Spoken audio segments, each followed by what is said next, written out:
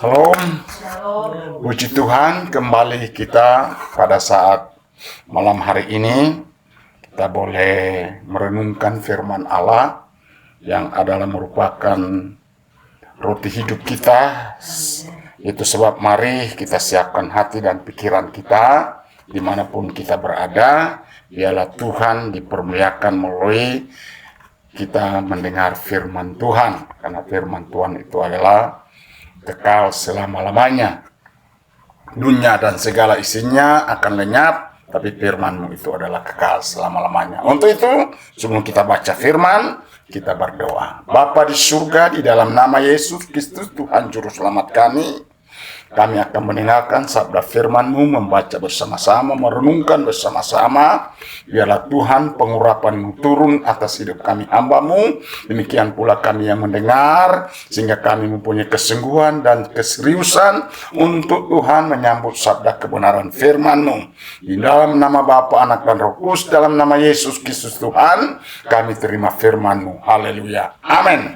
Puji Tuhan, firman Tuhan kita ambil dalam kitab Nabi Yesaya. Kitab Nabi Yesaya pasal yang ke-43 ayat 4 mulai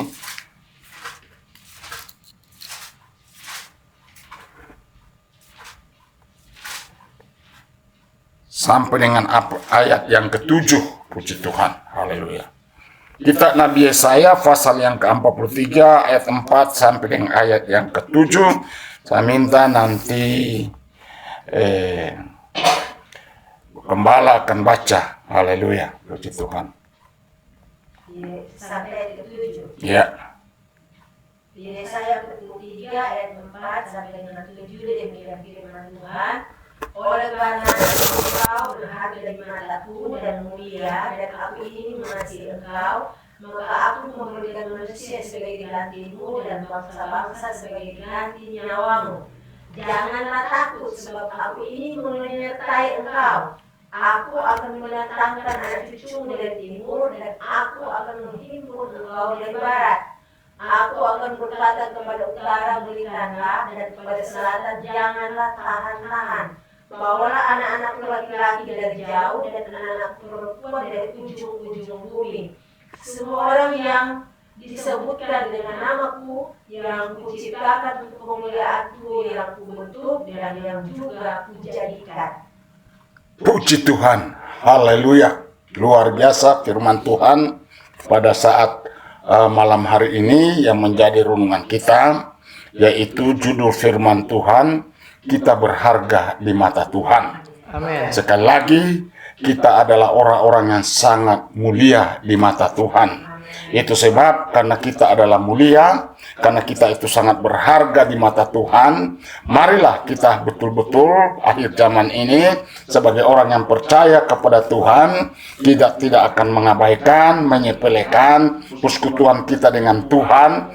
Teruslah pula hidup kita itu mempersembahkan yang terbaik untuk Tuhan.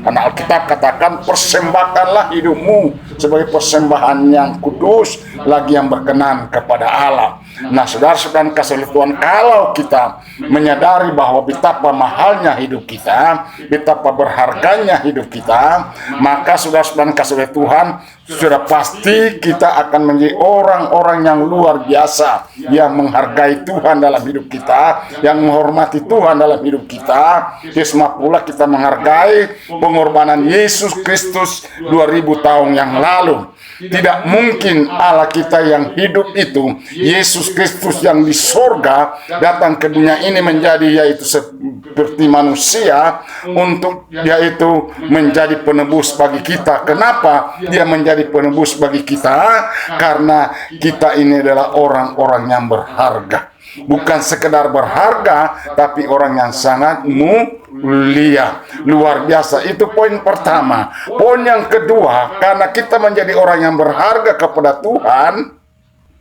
maka kita tidak usah lagi takut dengan masa depan. Kita tidak usah takut lagi dengan apa yang kita akan makan minum. Kita tidak usah lagi takut dengan apa yang dikatakan takut jangan sampai tidak ada jemaat, tidak ada orang, tidak ada berkat. Karena Tuhan katakan apabila kita menjadi orang-orang yang berharga di mata Tuhan, orang yang menjadi mulia di mata Tuhan, maka Tuhan akan menghimpunkan manusia dari ujung-ujung bumi. Bangsa-bangsa akan dikumpulkan kepada kita untuk menjadi yaitu mitra kerja kita, untuk kita mendapat berkat daripada Tuhan. Marilah kita yakin, percaya bahwa pertolongan Tuhan itu sangat mulia, pertolongan Tuhan sangat nyata, kekuatan Tuhan itu begitu sangat luar biasa, dahsyat dan ajaib. Beberapa waktu lalu kita telah mendengar firman Tuhan, kita ini dilahirkan dengan kedahsyatan dan keajaiban. Itu sebab betapa dahsyat dan luar biasa firman Tuhan itu. Nah, yang ketiga, poin ketiga, Tuhan berkata, kita ini diciptakan oleh Tuhan. Kita ini dibentuk oleh Tuhan.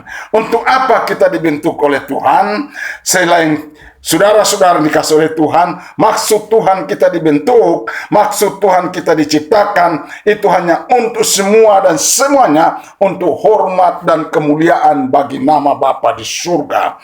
Saudara, kalau kita menjadi orang-orang yang berharga, orang-orang yang mulia di hadapan Tuhan maupun di hadapan manusia, maka sudah dikasih oleh Tuhan, kita ini adalah orang-orang yang hebat, orang-orang yang akan Tuhan percayakan. Bahkan Tuhan berkata, aku akan kenal kamu. Luar biasa.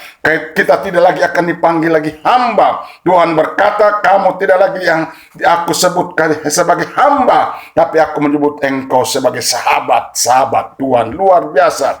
Luar biasa firman Tuhan. Sudah dikasih oleh Tuhan. Jadi yang poin pertama, kita berharga. Kenapa kita berharga? Karena kita ini adalah ciptaan yang termulia. Ciptaan serupa dan segambar dengan Allah. Luar biasa, kita diciptakan oleh Allah serupa dan segambar dengan Allah. Untuk apa kita menjadi serupa dan segambar dengan Allah? Supaya hidup kita ini betul-betul menyadari bahwa hidup kita ini bukan hidup kita sendiri lagi. Kenapa? Tolong dibaca 1 Korintus pasal 6 ayat 19 dan ayat 20. Kita akan dengar sama-sama firman Tuhan ini ya. Kenapa kita akan menjadi orang yang dimuliakan oleh Tuhan ya? 1 Korintus berapa? Pasal 6 ayat 19 dan 20. Demikian firman Tuhan. Ya. Atau tidak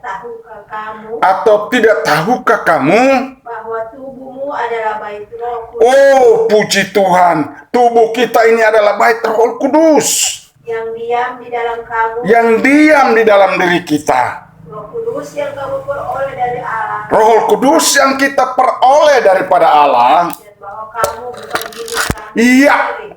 Kita ini bukan milik kita sendiri lagi. Sebab kamu telah dibeli dan harganya telah lunas. Kita ini telah dibeli oleh Tuhan dan harganya telah dibayar atau lunas. Karena itu muliakanlah Allah dengan tubuhmu. Karena itu muliakanlah Allah dengan tubuhmu. Wow, katakan wow. Luar biasa. Itu sebab jadi hidup kita ini bukan kita hidup diri sendiri.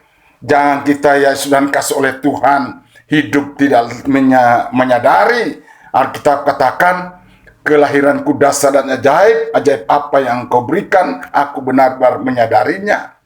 Saudara-saudara kasih oleh Tuhan, kita akan melihat betapa kalau kita menyadari bahwa hidup kita ini telah lunas dibayar.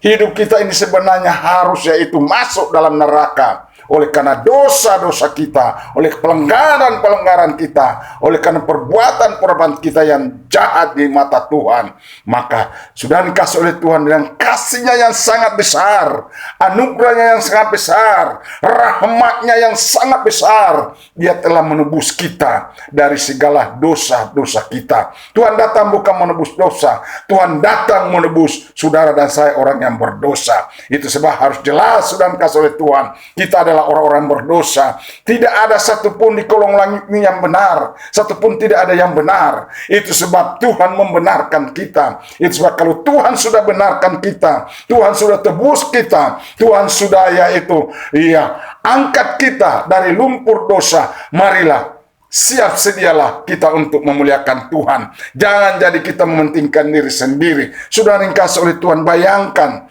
betapa mahalnya, berharganya, mulianya hidup saudara dan saya. Iya, ketika Yesus ada di kolong langit ini, pada waktu dia sedang berjalan-jalan di daerah Gadara, di sana ada seorang yang dirasuk oleh setan, di mana dibelenggu dengannya itu rantai, dan rantainya diputuskan. Tidak ada satu orang pun yang bisa sanggup dapat melepaskan dia. Tapi kehadiran Yesus Kristus untuk melepaskan orang itu yang dirasuk oleh setan itu. Ketika yaitu Yesus mengusir setan di dalam orang gila itu, orang yang waras itu, maka setan yang ada dalam diri itu, jangan binasakan kami, ya jangan dulu binasakan kami, jangan biarkan kami keluar dari daerah ini, tapi izinkanlah kami masuk ke babi-babi itu. Saudaraku yang dikasih oleh Tuhan, bisa bayangkan berapa ekor babikah yang setan minta kepada Tuhan Yesus? Dikira di dalam pasal Markus pasal yang kelima di sana dikatakan kira-kira 2000 ekor babi. Saudara bisa bayangkan, perhatikan bersama-sama. Untuk menyelamatkan satu orang jiwa, menyelamatkan satu orang yang dirasuk setan, orang tidak waras, orang stres, ya istilah sekarang orang gila. Yesus tidak segan-segan, perhatikan. Yesus tidak segan-segan, yaitu memberikan 2000 ekor babi untuk demi keselamatan satu jiwa. Itu bukti bahwa betapa mahalnya kita ini. Itu bukti betapa berharganya hidup kita ini.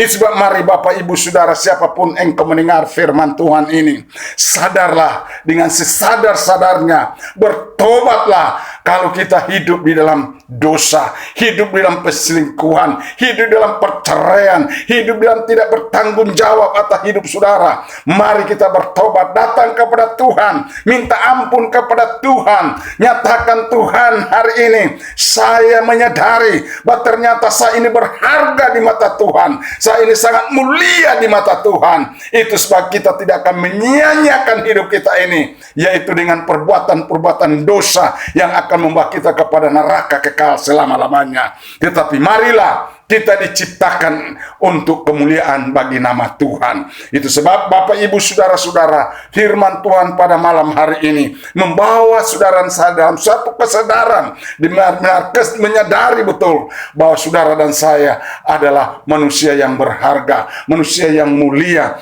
Tuhan sangat mengasihi kita, Tuhan sangat mempedulikan kita. Manusia tidak mempedulikan kita, rekan tidak mempedulikan kita, mungkin tidak ada pengampunan dari saudara kita, dari saudara-saudara kita, dari teman-teman kita. Tapi hari ini Yesus datang untuk mengampuni kita. Hari ini Yesus datang menebus kita. Hari ini Yesus datang untuk memberkati saudara, bagimu, bagi semua kita yang mendengarkan firman Tuhan.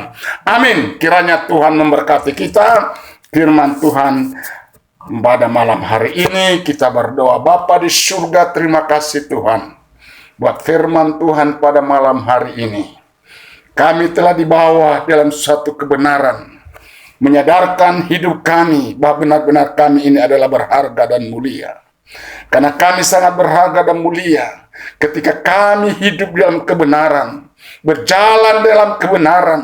Janjimu, Engkau akan memberkati kami dengan banyak manusia-manusia, akan menjadi berkat bagi kami, hingga kami tidak mengalami kesulitan dalam hidup kolong langit ini.